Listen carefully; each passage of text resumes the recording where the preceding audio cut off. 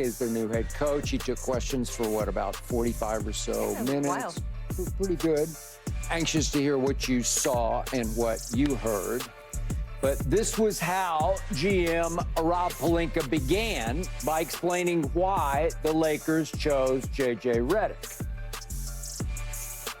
I think in industry in general and in sports in specific, sometimes it's easy to get caught up in patterns of being in a sea of sameness and doing the same thing that everybody else is doing. But when we embarked on this search, it was really important for us to see if we could do something a little bit different. And quickly in our conversations with JJ, it was very evident that he had a unique perspective and philosophy on basketball and how it's to be taught.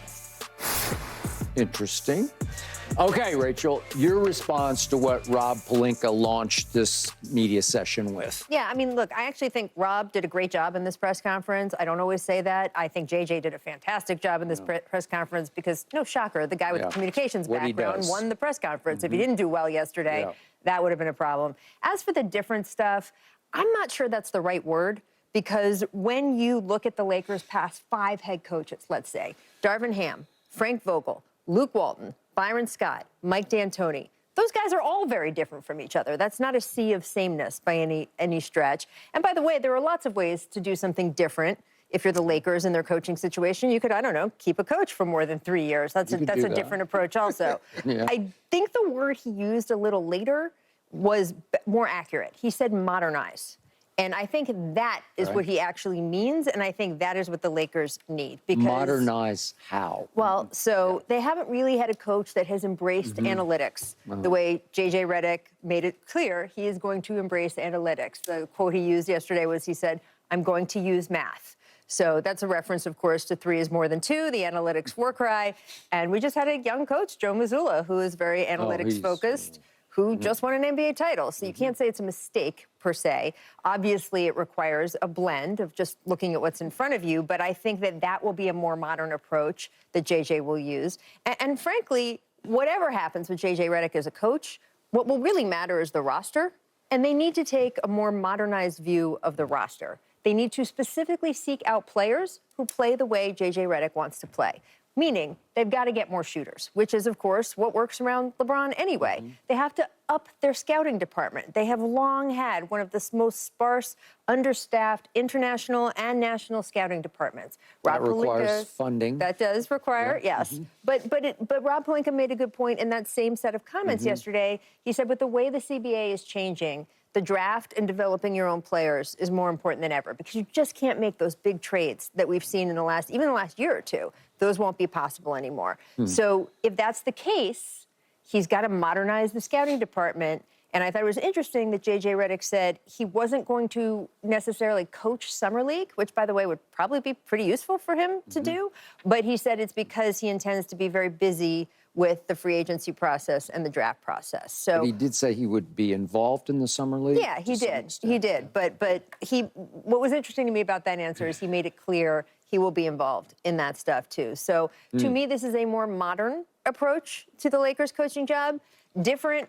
There's a lot of ways to be different. No, I mean, I'm just laughing because you said a lot, and I'm listening to you, about what you discovered at the press conference. You're just giving us the information that they was giving us, right? For those of us didn't watch it or see it. In modernize and in the analytics and all that, and I'm sitting here thinking of you said Joe Mazzulla and the analytics, and I sit there and said, well, analytics, does that mean that getting a Porzingis, is that analytics? And going to getting a Derek White, is that analytics? And Drew Holiday? And having a Tatum and having a Brown? I don't think that's analytics.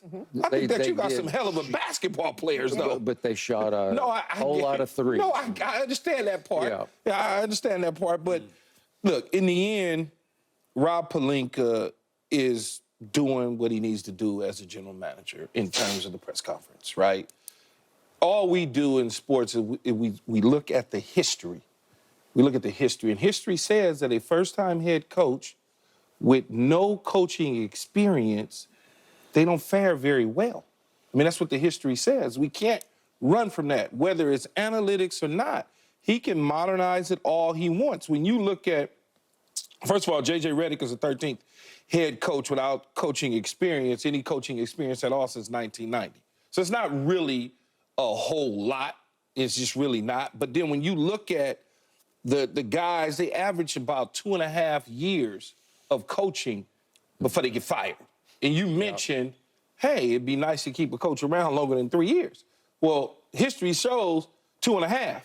And then when you start talking about the playoffs and getting into the playoffs and winning to get to a championship, none has ever done that. Now, if you're telling me the goal, and I would have liked to have heard him say, well, our goal is to develop JJ to be our coach 3, 4, 5, 6, 7 years from now, because what you're telling me is you want to win a championship right now. You want to win a championship right now. That's never happened with a guy who has no coaching experience. Now you say, well, it could happen. You got 2 of the top 10 players in the NBA. Well, you fired a guy that won a championship, and you fired another guy that took you to a Western Conference, no matter what the path was that they got there. Whatever seeding, that doesn't really matter. All I can do is look at the history, and the history suggests to me that this is not going to be all roses in the end. It's just not. I mean, that's the way I look at it. And so, Skip, I like what Pelinka said at his press conference, but I'm not fooled. You're not going to fool me. Okay, timeout before I proceed. Yes. As a lifelong, demanding, spoiled, rotten Laker fan that you are. Okay, I'll take that. You would be okay if Rob sat up there yesterday and said, we're going to develop JJ, we're going to bring him along slowly for 3 or 4 years, you know and we'll compete in 3 or 4 years. Really? Because that's what you got in a coach. That's what you got. That could be the reality. So Are you okay the reality of it. Don't try to lie to me and have me all jumping up and down in my seat. And it's not going to go that way. But you're okay just to sort of... No, I'm not okay, but at least tell me the truth, Skip. Okay, all right. Tell me the truth. Okay, I'll tell you the truth about what Rob said. And I like Rob a lot, and I do think he's done really good things the last 2 years to improve this roster. And I thought even going into this year, if they'd stayed healthy, I thought they were very competitive with that roster, and they lost too many key pieces who did not contribute the whole year. Now, back to what Rob said. So he says, when we embarked on this search, it was really important for us to see if we could do something a little bit different.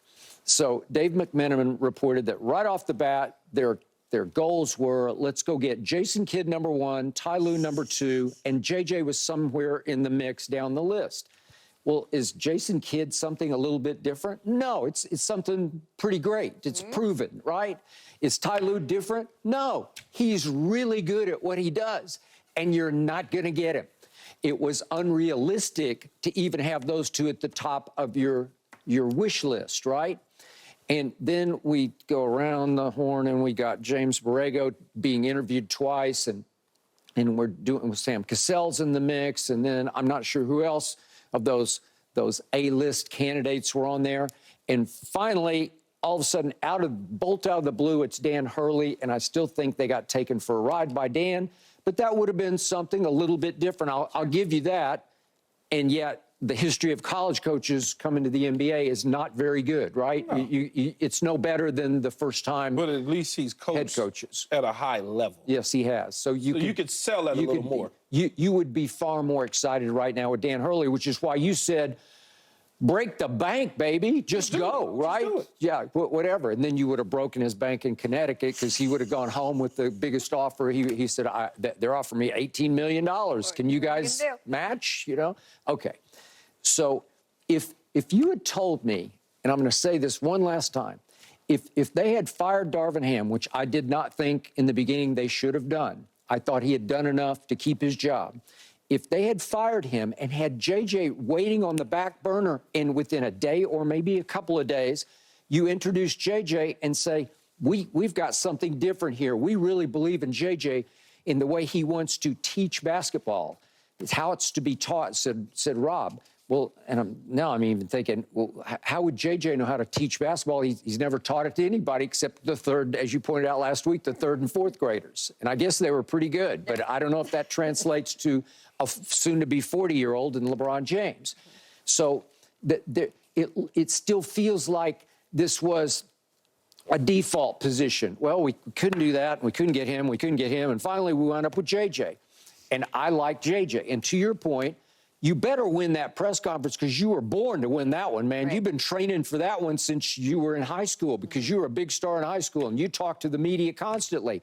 When Darvin Ham did his intro press conference, I'm kind of on pins and needles for him because he'd never done this before. Not one time had he ever done a press conference that I'm aware of. Maybe he sat in or something. I don't know. But he didn't do that. And I thought Darvin Ham was great with the media for the most part in a really tricky, tough situation that you're thrust into.